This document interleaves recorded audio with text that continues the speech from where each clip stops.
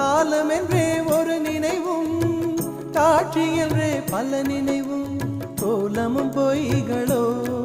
அங்கு குணங்களும் பொய்களோ காண்பதெல்லாம் மறையும் என்றால் மறைந்ததெல்லாம் காண்பமன்றோ நானும் ஓர் கனவோ